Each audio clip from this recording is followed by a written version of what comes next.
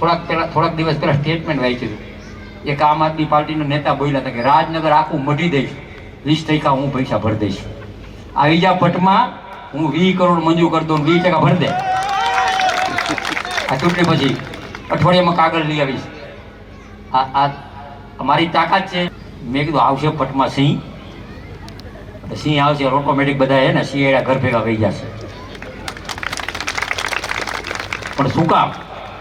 અમે સિંહ નથી, અમે ગામનું રખોપો કરવા માટે સિંહ થયા. નમસ્કાર દર્શક મિત્રો, મોરબી સહયોગ ન્યૂઝમાં આપનું હાર્દિક સ્વાગત છે અને હું છું યોગેશ રણપડિયા. સ્થાનિક સ્વરાજની ચૂંટણીને લઈને મોરબીમાં હાલ જે રાજકીય માહોલ છે એ ખૂબ ગરમાયો છે, કેમ કે સતત ને સતત ભારતીય જનતા પાર્ટી ક્યાંક ને ક્યાંક હાલ લોકોના અને વિપક્ષના ઘેરામાં આવી રહી છે. ત્યારે હાલ ગત રાત્રિના રોજ વોર્ડ નંબર 8માં ભારતીય જનતા પાર્ટીનું મધ્યસ્થ કાર્યાલયનું ઓપનિંગ હતું અને એક જાહેર સભા પણ હતી.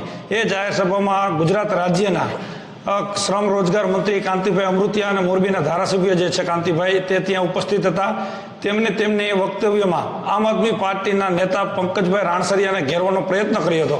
પંકજભાઈ રાણસરિયા થોડા દિવસ પહેલા રાજનગર સોસાયટીની અંદર ગયા હતા, ત્યારે તેમના પ્રશ્નોને વાચા આપવા માટે ત્યાંના લોકોને જે વાત હતી એ સાંભળી હતી અને કામ માટે 20% ફાળો દેવો પડે તો તે દેવા તૈયાર હતા એવી વાત કરી હતી. પરંતુ કાંતિભાઈએ તેમને ચેલેન્જ આપી હતી અને ચેલેન્જ એવી હતી, કાંતિભાઈ એવું કીધું કે મોરબીના વિકાસ માટે જે ડાબુરિયા નીકળી ગયા છે, 20% પૈસા ભરવાની વાતો કરે છે, પરંતુ ખરેખર અમે તો જો 20 કરોડના કામ લઈ આવશું જો 20% આમ આદમી પાર્ટીના નેતા ભરતા હોય તો. ત્યારે આ બાબતે આખો જે મામલો છે એ જાણવા માટે આપણે અત્યારે પંકજભાઈ રાણસરિયા સાથે જ આપણે ઉપસ્થિત છીએ. પંકજભાઈ, આખો જે આ મામલો છે કે કાંતિભાઈએ ગઈકાલે કીધું કે 20% પૈસા ભરવાનું, વિકાસ કરવાનો, અને આખી મેટર શું હતી? ખાસ યોગેશભાઈ વાત એમ હતી કે જ્યારે અમારી રાજનગરના ચોકની અંદર ઈસુદાનભાઈની અમારે આમ આદમી પાર્ટીની સભા થયેલી હતી. બરોબર. એ ચોકની અંદર ત્યાં રાજનગરનો સાર્વજનિક પ્લોટ વિસ્તાર છે. એ સભા પૂર્ણ થયા બાદ સ્થાનિકોના ઘણા બધા લોકોએ મને એવું કીધું હતું કે આ જે અમારો ચોક છે એની અંદર વર્ષોથી આ ભાજપના ચૂંટાયેલા પ્રતિનિધિઓ દ્વારા પેવર બ્લોક નાખી દેશું એવા લોભામણા વચનો આપવામાં આવે છે. બરાબર. એટલે ત્યારે હજુ સુધી કોઈ આ કામ કર્યું નથી એવું મને જાણવા મળ્યું. અચ્છા, એ જે રોડનો પેવર બ્લોક છે હજી સુધી થયો નથી? એ ચોકનો જે અમારી સભા હતી, ચોકમાં પેવર બ્લોક નાખવાની માત્ર વાહિયાત વાતો થતી હતી પણ નાખવામાં આવ્યા નહોતા. અને ત્યાંના ચૂંટાયેલા પ્રતિનિધિઓ જે ચારે ચાર હતા એ ભાજપ તરફથી હતા, ભાજપના પ્રતિનિધિઓ હતા. કારણ કે નગરપાલિકાની અંદર 52 ઉમેદવાર ભાજપના જ હતા, સર્વે જાણે જ છે.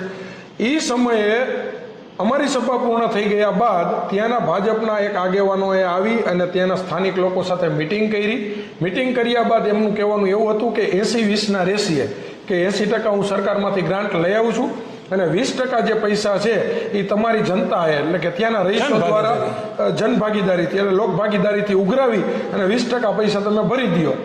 એટલે આ જાણ ત્યાંના સ્થાનિકોએ મારા સુધી પહોંચાડી અને મને એવું કીધું, પંકજભાઈ, આટલા વર્ષોથી અમે ભાજપને મત આપતા આવ્યા છીએ, તો જ્યારે સામાન્ય મામૂલી 5 લાખનું પેવર બ્લોકનું કામ હોય એની અંદર પણ જો ભાજપના લોકો દ્વારા એવું કહેવામાં આવતું હોય કે 80-20ના રેશિયે કામ કરવામાં આવે, 80% અમે ગ્રાન્ટ પાસ કરી આવી અને 20% લોકો પાસેથી ઉઘરાવી, ત્યારે મેં માત્ર એ પેવર બ્લોકના કામ માટે થઈ અને એવું કીધેલું કે ભાઈ જો આટલા વર્ષો થયા તમે ભાજપને મત આપ્યા હોય ને છતાંય જો 20% પૈસા એટલે કે મામૂલી રકમ થઈ 5 લાખનું કામ હોય અથવા તો 7 લાખનું કામ હોય તો એની અંદર 20% લોક ભાગીદારીથી ભરવાના થતા હોય એટલે રકમ શું થઈ? 5 લાખના કામની પાછળ 20% એટલે 1 લાખ રૂપિયા ભરવાના થયા. તો મેં લોકોને એવું કીધું હતું, ભાઈ તમે મને જ્યાં સભા કરવા માટે લોકોએ મને સાથ સહકારના સહયોગ આપ્યો હતો તો 80% પૈસા જો સરકાર આપવા તૈયાર હોય તો 20% પૈસા પંકજ રાણસરિયા તરફથી આપવા માટે તૈયાર છું. કારણ કે એક વિકાસનું કામ હતું, લોકો માટેનું કામ હતું. 20% ભરીને પેવર બ્લોક થતો, યસ, પેવર બ્લોક થતા હોય તો રાજનગરના લોકો માટે ફાયદો હતો. કારણ કે વર્ષોથી જે ભાજપે કામ નહોતું કર્યું, બરાબર, એટલે એ 20% કામના પૈસા ભરવા માટે પંકજ રાણસરિયા તૈયાર હતો.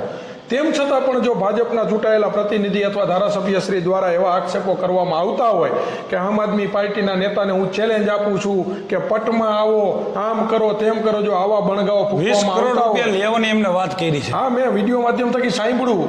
એ જે એવું કહી રહ્યા છે કે રાજનગરને મઢવા માટે થઈને 20 કરોડની ગ્રાન્ટ અઠવાડિયાની અંદર જો લઈ આવવા માટે થઈને પોતે તૈયાર હોય તો એક પંકજ રાણસરિયા પણ એમની ચેલેન્જને સ્વીકાર કરે છે અને એની ચેલેન્જના પ્રત્યુત્તર તરીકે પંકજ રાણસરિયા પણ એમને કહે છે કે ચૂંટણી પૂરી થાય 28 તારીખે પરિણામ આવે, પરિણામ જનતા તરફી જે આવે તે શિરોમાન્ય છે.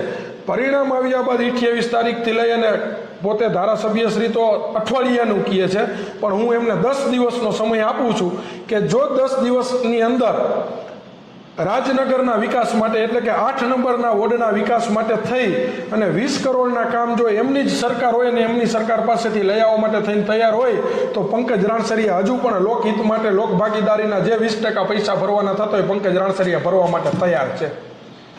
તો હાલ જે કામના વિકાસને લઈને અત્યારે ક્યાંક ચેલેન્જ સામે આવી રહી છે, ત્યારે અત્યારે ખાસ કરીને કાંતિભાઈ અમૃતિએ જે 20 કરોડના કામ લેવાની ચેલેન્જ કાલે વાત કરી છે, તેમને પંકજભાઈ રાણસરિયા એક્સેપ્ટ કરે છે અને જો કાંતિભાઈ 20 કરોડના કામ 28 તારીખથી 10 તારીખ સુધીમાં લઈ આવે તો તમે 20% ભરવા તૈયાર છો? 100%, કારણ કે આ પ્રજાહિતની વાત છે. સમજો, અત્યાર સુધી ભાજપમાંથી કરોડોની મોઢેની ખાલી વાતો થાય છે, પૈસા કોઈ વિકાસ નામના આવતા જ નથી. એટલે આ બણગા ફૂંકવામાં ભાજપના નેતાઓ બહુ હોશિયાર છે, એ હવે જનતાએ જાણી ગઈ છે. બરાબર છે. તેમ છતાં કદાચ લઈ આવતા હોય, સરકાર એમની છે લઈ આવતા હોય તો 20 કરોડ રૂપિયા જો જનતા પાછળ ખર્ચ થતો હોય 8 નંબરના વોર્ડ પાછળ, ખાસ યાદ રાખજો 8 નંબરના વોર્ડની વાત હતી આ. એટલે કે રાજનગરના વિકાસ માટે થઈને જો આપણા ધારાસભ્ય શ્રી સરકારમાંથી 20 કરોડ રૂપિયા વિકાસના કામ અર્થે લઈ આવતા હોય તો એની અંદર કદાચ 20% પૈસા ભરવાના થાય. પંકજ રાણસરિયા બેફિકર ભરવા તૈયાર છે. તૈયાર એટલા માટે છે કે લોકહિતના કામ તો થાય છે કે જે ભારતીય જનતા પાર્ટી ભાજપ વર્ષોથી આ કામ કરવાની અંદર નિષ્ક્રિય રહી છે. માત્ર ભ્રષ્ટાચારની અંદર એમના ચૂંટાયેલા પ્રતિનિધિઓ હોય અથવા તો કોન્ટ્રાક્ટરો સાથેની મિલીભગત હોય. એમને સ્વીકાર્યું છે ને કે 52 હતા ત્યારે 100% બરાબર છે. એમને પોતે સ્વીકારેલું છે કે 52 ઉમેદવારે નગરપાલિકાની તેજુરી તળિયા ઝાટક કરી નાખેલી છે.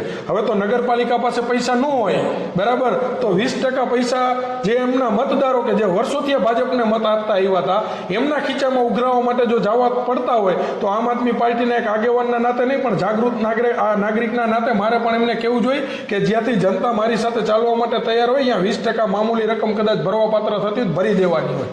કારણ કે જનતાએ વર્ષોથી એમને મત આપ્યા હતા, ત્યારે 80-20ના રેશિયો ઉઘરાવા ન જવાનું હોય. 7 લાખનું કામ હોય ને 20% પૈસા કદાચ 1.5 લાખ કે 1.5 લાખ ભરવાના થતા હોય નાખી દેવાનો હોય. 30 વર્ષ સુધી લોકોએ મત તો આપ્યા હતા, બરાબર છે. એટલે આવી ચેલેન્જ તો ગમે ત્યારે સ્વીકારવા પાત્ર જ છે. અને ગમે ત્યારે લોકહિત માટેની વાત હશે, લોક ભાગીદારી માટેની વાત હશે અથવા મોરબીના લોકોના વિકાસ માટેની વાત હશે ત્યારે પંકજ રાણસરિયા હંમેશા લોકો સાથે ઊભો રહેવા માટે તૈયાર છે.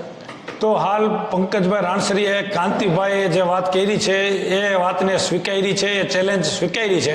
હવે કાંતિભાઈ મતદાન પૂર્ણ થયા બાદ રિઝલ્ટ જે કંઈ પણ આવે, મોરબીના વોર્ડ નંબર 8 માટે જો 20 કરોડ રૂપિયા લઈ આવે છે કે નહીં એ તો આગામી 10 થી 15 દિવસમાં જ આપને ખબર પડી જશે. કે કાંતિભાઈએ જે સ્ટેજ ઉપરથી માઇકમાંથી જે ભાષણબાજી કરી છે કે 20 કરોડ રૂપિયા લઈ આવશે, જો એ 20 કરોડ રૂપિયા લઈ આવશે તો પંકજભાઈ એમાં 20% પોતાના ખર્ચ પોતાના ખીચામાંથી આપવા તૈયાર છે. ત્યારે હવે આગામી દિવસોમાં જોઈ રહ્યું કે કાંતિભાઈ આ બાબતે કયા રીતની કામગીરી કરે છે.